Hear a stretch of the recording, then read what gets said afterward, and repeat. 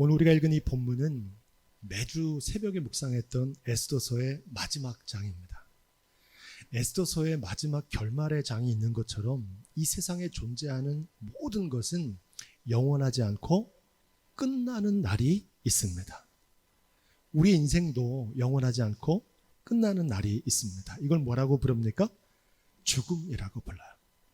우리가 사는 이 세상도 영원하지 않고 끝나는 날이 있습니다. 이걸 뭐라고 부릅니까? 성경에서는 종말이다 부릅니다. 이 종말신앙에는 양극단이 있다고 배웠죠. 하나는 임박한 종말론이라고 하는데 곧 오신다는 마음으로 두려움에 떨게 하는 겁니다. 올바른 종말신앙이 아니에요. 이와 마찬가지로 다른 하나는 지연된 종말론이라고 그러는데 주님이 2000년 동안 안 오셨기 때문에 안 오실 거라고 생각하고 천년 만년 살 것처럼 사는 것을 가리킵니다. 종말의 때는 반드시 주님이 말씀하신 대로 오게 될 줄로 믿습니다. 종말신앙은 언제인지 알 수 없는 마지막 날이 핵심이 아니라 지금 오늘 이 순간의 삶에 초점을 맞추고 있다는 것을 여러분 꼭 기억하십시오.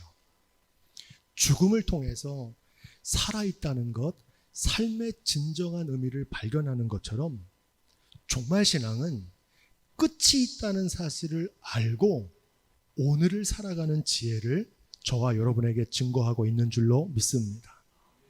종말신앙이 전하는 메시지는 무엇이라고 배웠습니까? 우리 한번 따라해 볼까요? 마지막을 생각하며 오늘을 더 의미 있고 가치 있게 살아라. 아멘. 이게 종말신앙의 메시지입니다. 마지막이 있다는 것을 알고 죽음이 있다는 것을 알고 오늘 나에게 주어진 삶을 마지막 날처럼 의미 있고 가치 있게 살아가는 저와 여러분들이 되시기를 주님의 이름으로 축원드립니다.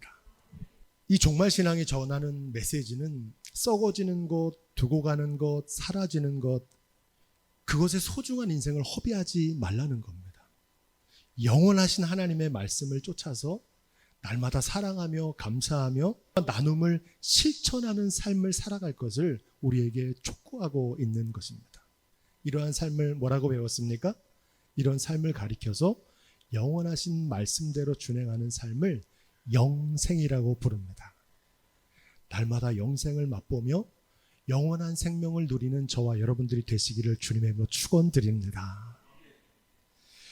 지금 우리는 이제까지 경험해보지 못했던 아주 특별한 시대를 살고 있습니다. 과학자들이 말해요.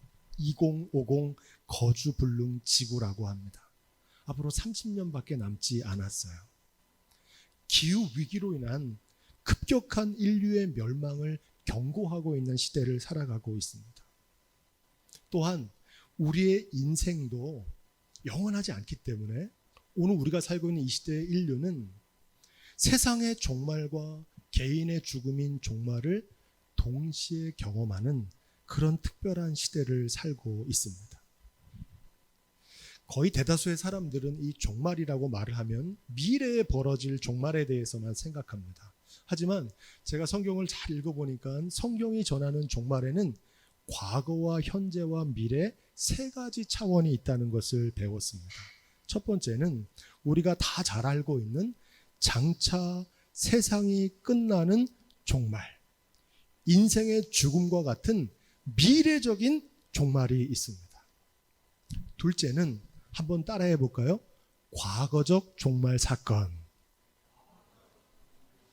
조금 어려우실 수도 있는데 어렵지 않습니다. 노아의 홍수로 세상이 멸망했잖아요. 그게 과거에 있었던 종말 사건입니다. 이스라엘 나라, 다윗의 나라가 바벨론에 의해서 멸망한 사건, 그게 바로 과거의 종말 사건입니다. 성경에서 가장 강조하는 종말은 세 번째 것인데 한번 따라해 볼까요? 현재적 종말. 이것도 좀 낯설게 들리시죠? 어려운 얘기가 아닙니다. 현재적 종말은 뭐냐? 삶에서 만나는 위기의 순간을 말합니다. 여러분, 하늘이 무너지는 것 같은 모든 희망이 사라지는 절망적인 상황 경험해 보신 적 있으시죠? 그게 바로 현재적인 종말입니다. 성경은 이걸 가리켜서 비가 오고 창수가 나는 날이다 이렇게 부릅니다. 세상이 다 끝난 것 같은 종말론적인 상황입니다. 이 세 가지가 모두가 시대는 다르지만 상황은 동일합니다. 그런 맥락에서 보면 오늘 이 에스더의 결말이자 구약성경 역사서의 최종적인 결말이기도 한 이 말씀은 과거의 역사 속에 벌어진 과거적 종말 사건을 증거하고 있습니다. 과거의 역사적인 이 종말을 통해 벌어진 사건을 통해서 미래에 벌어질 인생의 종말에 어떤 일이 벌어질 것인가, 삶에서 만나는 위기의 순간에 우리가 어떻게 대처해야 될지를 우리에게 미리 보여주고 있는 겁니다. 왜냐하면 과거의 역사적인 종말 사건이나 삶에서 만나는 현재적인 종말론적 사건이나 장차 임할 미래적 종말이 서로 시대는 다르지만 상황은 똑같기 때문입니다. 과거 이스라엘의 마지막 종말의 순간, 그날에 벌어진 일들을 통해 장차 임할 그날에 어떤 일이 벌어지는지 오늘 이 시간 함께 살펴보고자 합니다. 우리 그런 의미에서 에스더 9장 17절로 18절 말씀을 함께 읽겠습니다. 아달월 13일에 그 일을 행하였고 14일에 쉬며 그날에 잔치를 베풀어 즐겼고. 주님이 장차 오실 그날은 알 수 있습니까? 없습니까? 그날이 언제인지는 알 수 없어요. 하지만 과거에 있었던 종말의 사건이 그날이 벌어진 일이 언제인지를 오늘 말씀은 분명하게 증거합니다. 아달월이라고 하는데 아달월은 우리로 바꾸면 12월이고 12월 13일에 그날에 벌어진 일입니다. 어떤 일이 벌어졌다고 합니까? 그 일을 행했다 이렇게 말하는데 여기서 말하는 그 일은 악인들에 대한 심판이 벌어졌다는 겁니다. 그래서 하나님을 대적했던 하만과 유다인들을 대적했던 모든 사람들이 심판을 받는 날이 13일에 있었고 그 다음 날 14일에 어떤 일이 있었다고 증거합니까? 잔치를 베풀었다 이렇게 말합니다. 이 잔치는 어린 양의 혼인 잔치를 의미합니다. 우리도 이 땅의 삶을 마치고 주님 앞에 서서 영광의 잔치, 어린 양의 혼인 잔치에 들어가게 될 줄로 믿습니다. 여기 아주 중요한 메시지가 있습니다. 많은 사람들이 죽음 이후에 곧바로 천국에 간다고 생각합니다. 그런데 오늘 말씀해 보니까 죽음 이후에 바로 천국에 가는 게 아니라 먼저 하나님의 심판대 앞에 서게 된다는 사실입니다. 13일에 하나님의 심판이 있고 그 심판이 날 이후에 14일에 어린 양의 혼인잔치에 참여하게 되는 줄로 믿습니다. 그와 마찬가지로 세상이 끝나는 순간에도 먼저 하나님의 심판이 있은 후에 새하늘과 새 땅이 임하게 되고 새 예루살렘 성전에 거하게 되는 역사가 나타날 것이라고 요한계시록은 증거합니다. 이 심판에 대해서 요한계시록 20장 12절은 이렇게 말합니다. 또 내가 보니 죽은 자들이 물온대소하고, 물온대소란 말은 예외가 없다는 겁니다. 믿음이 좋은 사람이나 믿음이 없는 사람이나 다 하나님의 심판대 앞에 서게 된다는 겁니다. 그 보좌 앞에 섰는데 이 보좌는 뭐합니까? 하나님의 심판의 보좌입니다. 책들이 펴져 있고 또 다른 책이 펴 있으니 곧 생명책이라. 죽은 자들이 자기의 행위를 따라해 볼까요? 책들에 기록된 대로 심판을 받으니. 아멘.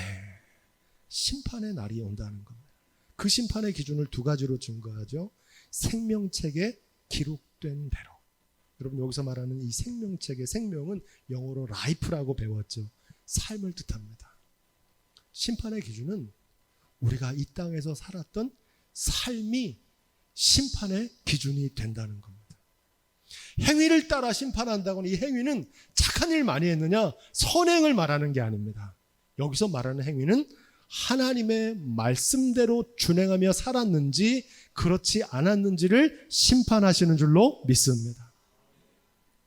바라기는 하나님의 심판대 앞에서 하나님의 자녀로, 하나님의 신실한 청지기로, 사명자로 칭찬받는 삶이 되기를 주님으로 축원드립니다. 우리에게 주어진 하루하루의 삶이 하나님의 자녀로, 청지기로 사명자로 사시기를 주님의 이름으로 축원드립니다. 그날에 어떤 일이 벌어지는지에 대해서 9장 22절은 이렇게 말합니다. 그날은 어떤 날이냐? 슬픔이 변하여 기쁨이 되는 날, 애통이 변하여 길한 날이 되는 줄로 믿습니다. 요한계시록은 이 마지막 날에도 똑같은 일이 벌어질 것을 예고합니다. 요한계시록 21장 3절로 4절, 저희는 하나님의 백성이 되고 하나님은 친히 저희와 함께 계셔서 모든 눈물을 그 눈에서 씻기심에 다시 사망이 없고 애통하는 것이나 곡하는 것이나 아픈 것이 다시 있지 아니하리니 처음 것들이 다 지나갔음이러라. 아멘. 그날에 우리의 슬픔을 기쁨으로 바꿔주시고 모든 눈물을 닦아주시는 주님의 위로와 은혜가 저와 여러분 가운데 임하게 될 줄로 믿습니다. 그런데 이 말씀은 모든 사람들에게 해당되는 말씀이 아닙니다. 오직 하나님의 말씀대로 준행하는 삶을 살았던 사람들, 그 일을 위해서 핍박과 고난을 받으며 눈물을 흘리며 살았던 사람들에게 약속된 위로와 평안의 말씀입니다. 이게 무슨 뜻이냐? 울며 씨를 뿌리러 나가는 자는 기쁨으로 단을 가지고 돌아오리라. 여러분 이 말씀 기억하시죠? 장차 기쁨으로 단을 거두려면 지금 울며 씨를 뿌리러 나가야 된다는 겁니다. 지금 울며 씨를 뿌리러 나가지 않은 사람은 그날에 기쁨으로 거둘 단이 없다는 말입니다. 한 알의 밀이 땅에 떨어져 죽으면 많은 열매를 맺을 것이라고 주님이 말씀하셨습니다. 장차 많은 열매를 맺으려면 지금 한 알의 밀알로 반드시 썩어져 죽는 일이 있어야 그날에 많은 열매를 맺게 될 줄로 믿습니다. 혹시 지금 울며 씨를 뿌리고 계신 분들이 있습니까? 하나님의 말씀대로 순종하는 것이 너무 힘들어서 한 알의 밀로 썩어지는 고난을 통과하는 분들이 계십니까? 이 말씀이 위로와 소망이 되시기를 축복드립니다. 그날에 우리의 모든 눈물을 닦아주시고 기쁨의 단을 거두게 하시고 많은 열매를 맺게 하실 줄로 믿습니다. 그날에 어떤 일이 벌어지는지를 9장 24절로 27절에 기록되는데 이 말씀을 제가 요약해서 말씀을 드리겠습니다. 아각 사람 함무다다의 아들 모든 유다인 대적 하만이 유다인들을 진멸하려고 꾀했는데 부르 곧 제비를 뽑아 저희를 죽이고 멸하려고 하였습니다. 하지만 에스더가 왕의 앞에 나감을 인하여 왕이 조서를 내려서 하만이 유대인을 해하려는 악한 꾀를 그 머리에 돌려보내서 하만과 그 여러 아들을 나무에 달게 하였다는 겁니다. 그래서 사람들이 이 부르의 이름을 쫓아 이 두 날을 부림이라고 불렀다 이렇게 말합니다.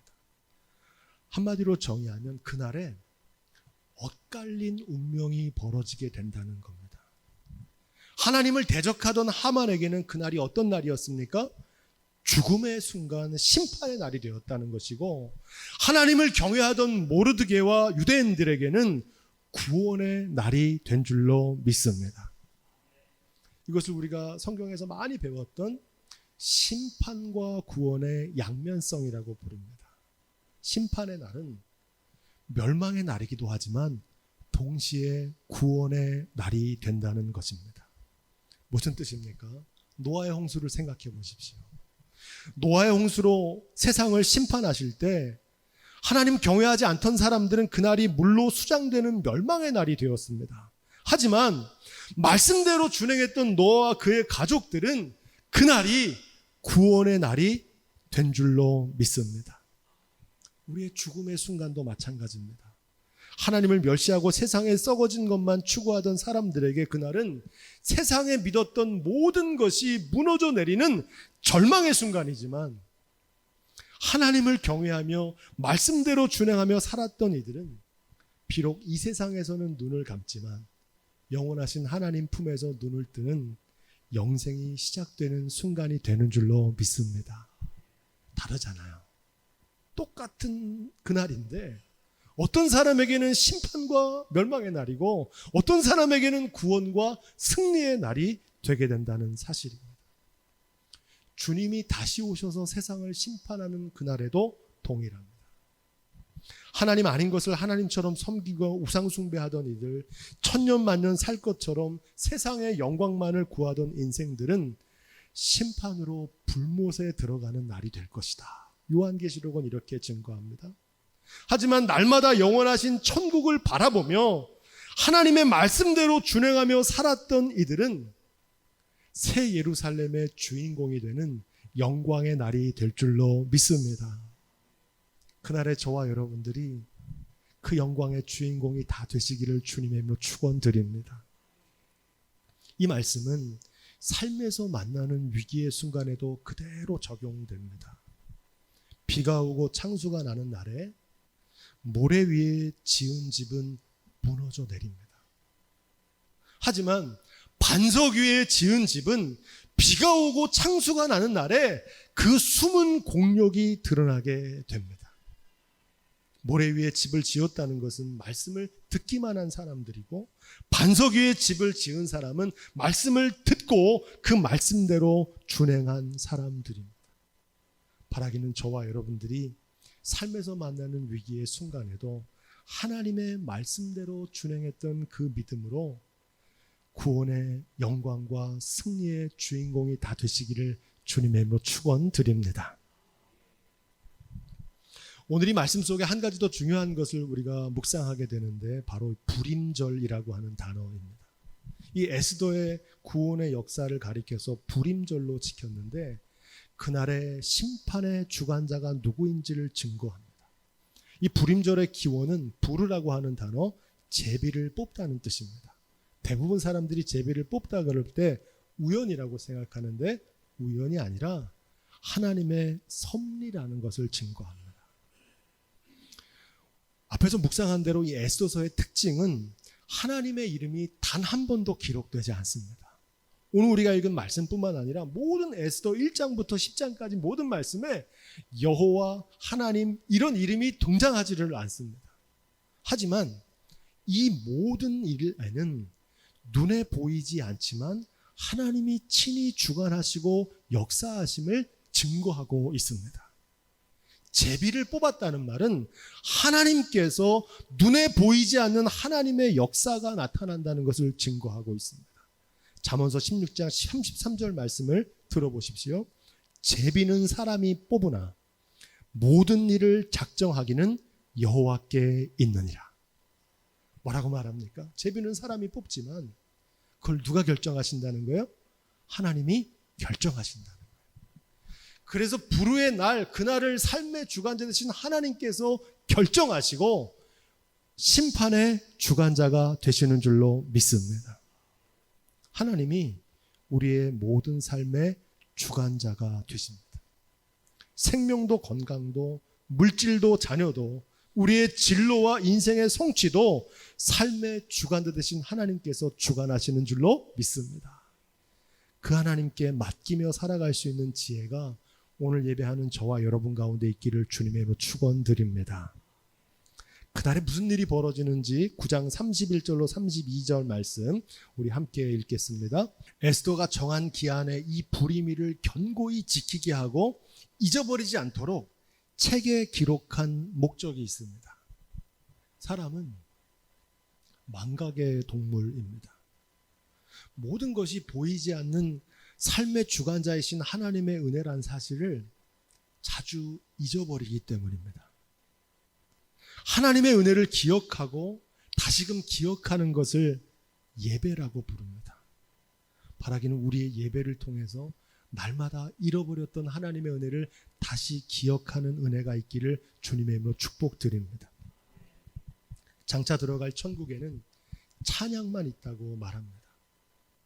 은혜와 감사, 기쁨과 평강만 넘친다는 겁니다.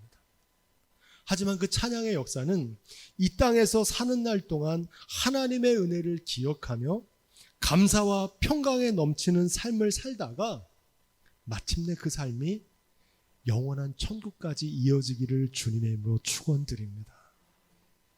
마지막 10장 1절로 3절 말씀을 그런 의미에서 묵상해 보면 이 말씀은 한마디로 해피 엔딩을 증거합니다.